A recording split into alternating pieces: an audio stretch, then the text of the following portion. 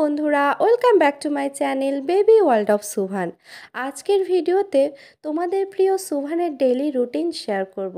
সারাদিনও কীভাবে আমাদের সঙ্গে সময় কাটায় আর আমরা কী রকম দুরন্তপনার সম্মুখীন হই সেগুলোই শেয়ার করব।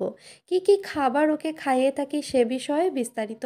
রাত্রি 9টা থেকে 9:30টার মধ্যে সুভানকে ঘুম পাড়িয়ে দিই আর সকাল সকাল সুভান ঘুম থেকে উঠেও পড়ে। ঘুম ভাঙার পর সুভানকে ব্রেস্ট ফিড করাই। আর আর্লি মর্নিংয়ে সুভান একদমই জল খেতে চায় না আর জবরদস্তিও করি না, যেহেতু ব্রেস্ট ফিড করায় জলটা স্কিপ করে যায়।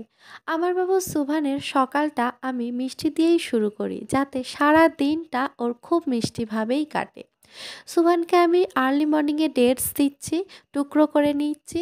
আর টুকরো করে যখন দিচ্ছি সুভান কিন্তু দাঁত দিয়ে কেটে কেটে ডেটসটা খেয়ে নিচ্ছে। বন্ধুরা, আমি তোমাদেরকেও সাজেস্ট করব তোমরাও খাবার কিন্তু পিউরি ফর্মে দিও না। পিউরি ফর্মে আমরা খাবার আমার বাবুদেরকে সার্ভ করলে অনেক রকম বেনিফিট থেকে কিন্তু বঞ্চিত হয়। প্রথমত, পিউরি ফর্মে খাবার দেওয়া যদি বাচ্চাদেরকে প্র্যাকটিস করিয়ে ফেলেন, পরবর্তীকালে সলিড টেক্সচারের খাবার কিন্তু আর তারা খেতে চায় না। এছাড়াও আমাদের বাবুদের মুখের মধ্যে লালারসে অনেক রকম কার্বোহাইড্রেট ডাইজেস্ট করার এনজাইম থাকে। আমরা যদি সলিড টেক্সচারের খাবার দিই, সেটা তারা দাঁতের মাধ্যমে চিবিয়ে চিবিয়ে অনেকক্ষণ ধরে খায়, তাহলে কার্বোহাইড্রেটটা ডাইজেস্ট করার কিন্তু অনেকটা টাইম পায়। কিন্তু পিউরি ফর্মে যখন দিচ্ছি তখন কিন্তু এই ডিউরেশনটা অনেকটাই কমে যায়। এছাড়াও যখন আমরা সলিড টেক্সচারের খাবার দিচ্ছি, বাবুরা যখন গাম দিয়ে যখন চেবাচ্ছে খাবারটা, দাঁত দিয়ে যখন চেবাচ্ছে, তার কিন্তু একটা গামের মাসেলের কিন্তু ভালো রকম এক্সারসাইজ হয়। এছাড়াও বাবুরা অনেকক্ষণ একটা বেবি অ্যাক্টিভিটিতে নিয়োগ থাকে।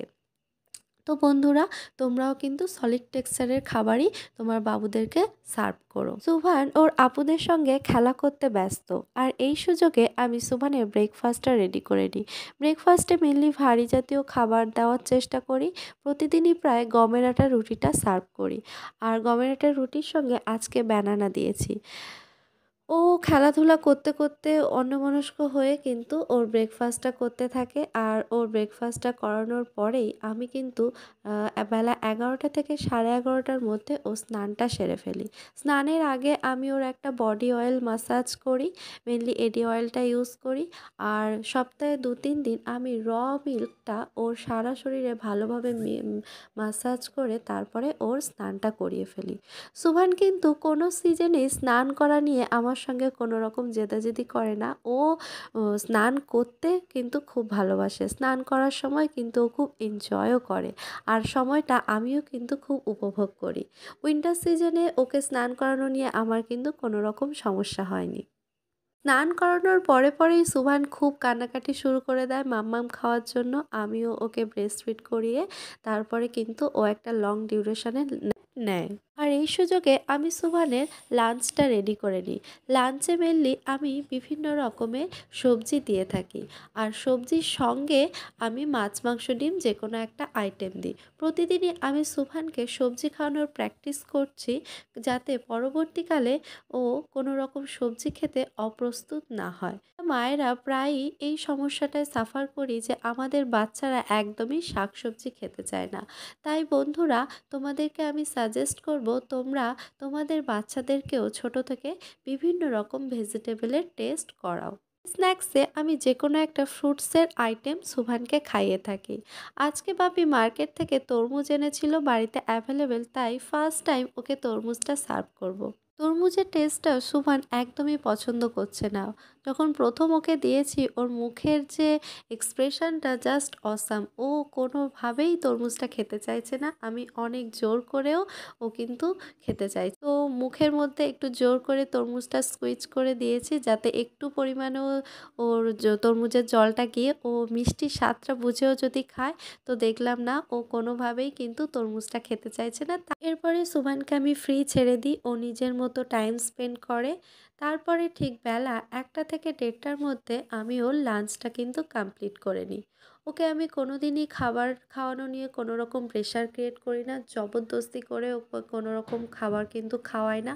ওকে ফ্রি ছেড়ে দিই, ও খেলাধুলা করে, ওর বিভিন্ন রকম অ্যাক্টিভিটির মধ্যেও ব্যস্ত থাকে। এর মধ্যেই কিন্তু আমি ওর সঙ্গে খেলার ছলে কিন্তু হচ্ছে খাইয়ে থাকি। বন্ধুরা, আমি তোমাদেরকেও সাজেস্ট করব যে তোমরাও বাচ্চাদের সঙ্গে বাচ্চার মতো হয়ে বাচ্চার মতো অ্যাক্টিভিটি করতে করতে তাদেরকে কিন্তু খাওয়ানোর প্র্যাকটিস করো। কোনো বাচ্চাকেই তোমরা কিন্তু জোর জবরদস্তি করে খাইও না। ইভেন এটাও করো না যে কোনো স্ক্রিন টাইম কিন্তু তাকে বেঁধে দিও না, যে তাকে ফোন দেখিয়ে বা টিভি দেখিয়ে কিন্তু খাইও না। এটা কিন্তু তোমাদের বাচ্চাদের জন্য মানে একটা ডিজাস্টার, প্রচণ্ড বাচ্চাদের হেলথের ওপর কিন্তু প্রচণ্ড রকম খারাপ একটা নেগেটিভ ইফেক্ট দেয়। তোমরা বাচ্চাদের সঙ্গে খেলাধুলা করো, বেশি বেশি টাইম স্পেন্ড করো এবং তার মাধ্যমেই কিন্তু বাচ্চাদের খাওয়ানোটা চালিয়ে যাও।